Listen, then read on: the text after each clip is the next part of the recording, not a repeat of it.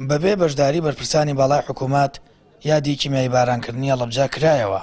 پارێزگاری هەڵەبجە لە وتەیەکیدا ڕایگەیاند هیواخوازین 2025 هەڵەبجە پارێزگایەکی کارا بێت و هاوڕی جدی لێدرا بێتەوە و بودجەی تایبەتی خۆی هەبێت. بیرمانە 16 سێ 5 سعات 6 سعاتی تر نزیک بە 3000 و 4000 و لە ماوەی 24 سعادا 5000 مرۆڤ لێرە بێجیانە، 5000 مرۆڤ لە گیانەڵادایە، 5000 مرۆڤ داوای ئاوەکە ئاو. ئایا حکوومەتی عێراقی فیدرال چیمان بۆکە؟ بۆی بیسەلمێنێ لە زاخۆ بۆ بەسڵ جیاوازی نییە، بۆی بیسەلمێنێ لە ئاوێسەرەوە بۆ فاو جیاوازی نییە. من بەلای خۆم وەکو ئازاد تۆفیقی هەڵەبجەیی وەکو مەحافظنا شەرمەندەم لە 37 ساڵی یادی کیمیابارانی هەڵەبجە کە ساڵێکی کەیە ئەم شارە پارێزگانە بێ. من بۆ خۆم شەرمەندەم وابێتە سەڵاتی سیاسی عێراقی فیدرال نێرێ حکوومەتی هەرێم، نێرێ ڕێکخراوە ماندووەکانی هەڵەبجە، نێرە تۆڕی ڕێکخراوەکانی هەڵەبجە، نێرە کۆمەلگای مەدەنی هەڵەبجە، نێرێ حیزبی سیاسی هەڵەبجە داوای بە پارێزگا بوون کە.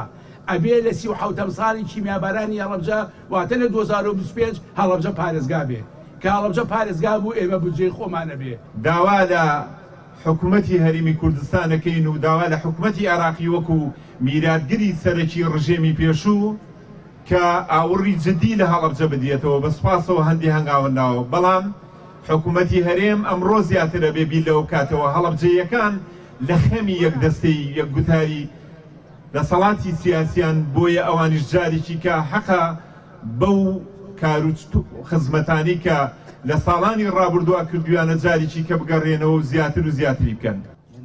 کۆمەڵەی قوربانیانی چەکی کیمیایی دەڵێ پاش 36 ساڵ هێشتا برینداران لەسەر گیرفانی خۆیان و بە قەرز و سوال بۆ چارەسەرکردنی برینە ساڕژنەبووەکانیان سنوورەکان دەبڕن.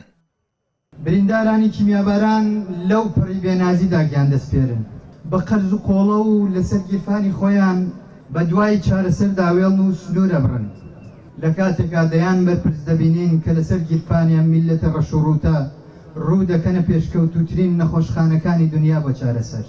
36 ساڵ لەمەوبەر ڕژەمی بەعەز بە چەکی قەدەغەکراوی کیمیایی هەڵەبجەی بەردومان کرد و 5000 خەڵکی مەدەنی شەهید بوون و 10,000 کەسیش بریندار بوون. سەرەڕای زیانە گیانەکەیشی شارەکەش لە ئێستادا زیاتر لە شێوەی قەزایەک داماوەتەوە و حکوومەتی هەرێم و عێراق بەپێی پێویست و شایستەیی خزمەتگوزاریان تێدا ئەنجام نەداوە. 36 ساڵە خەڵکی هەڵەبجە دەڵێن بە تەنیا بەجێمان مەیەڵن، بەڵام لە دوای هەموو یادی 16 سەیەک لە دوای دانانی تاجەگوڵینە و کۆمەڵێک بەڵێنی بێکردار جارێکی دیکە هەڵەبجە بە تەنیا بەجێ دەمێنێ.